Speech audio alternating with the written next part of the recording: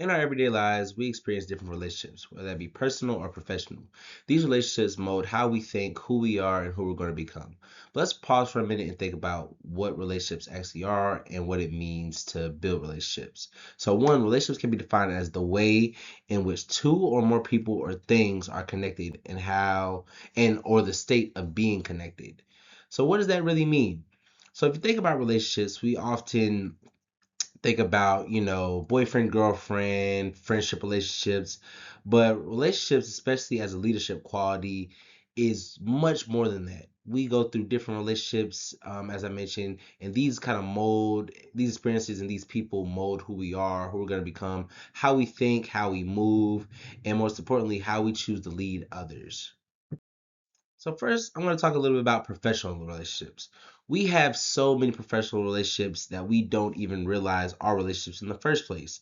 So starting off, we're going to talk about your relationships with your coworkers.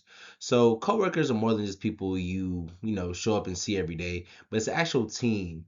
And with the team, you're building a relationship, you're building a foundation.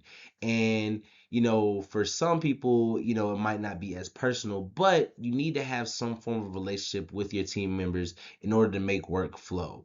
So with the team, regardless of if the work is independent or not, building that relationship, building that rapport, and having that connection is what's gonna make pretty much the team come together as a whole. So even if you're having individual projects, individual assignments, things to do, having someone to lean on, having someone to assist, someone to even assist you is going to be essential. And that's just a part of networking. And networking is a crucial part about building relationships because building a network and a solid foundation can open so many doors for you or even give the opportunity to open doors for other people.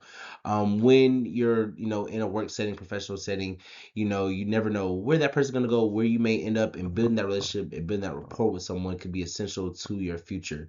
For instance, currently I work as a mission representative here for the University of West Georgia, and we've had many mission representatives come and go.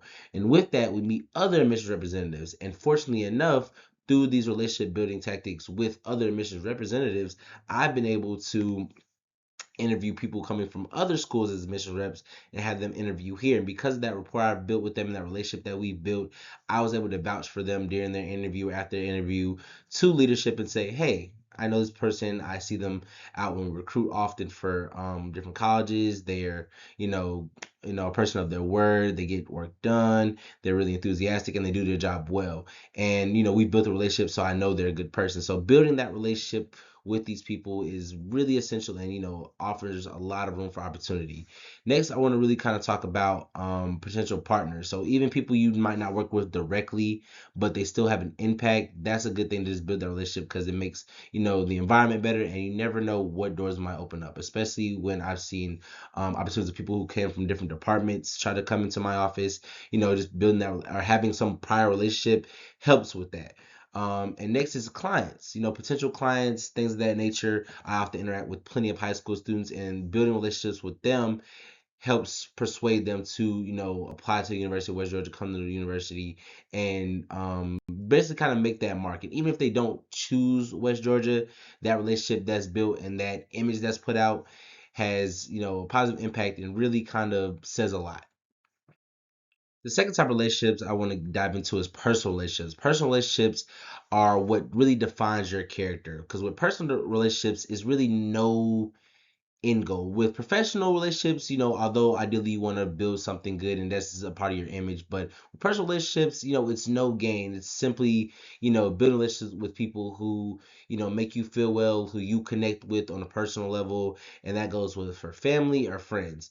In my picture, I have a picture of my family here on the bottom, and just having a relationship with the family. Family means everything to me, and having a solid relationship with my family, having that foundation is just monumental. It does a lot. We just get along, and you don't get to choose your family, but you're stuck with them, so why not build a relationship with them? Now the next type of personal relationship is friends. So you might not get to choose your family, but you get to choose your friends and who you surround yourself and the people let influence you, shape who you are and who you're going to be. And on the top picture, I have me and a couple of my fraternity brothers, and kind of being a part of my fraternity, we emphasize friendship being essential to the soul.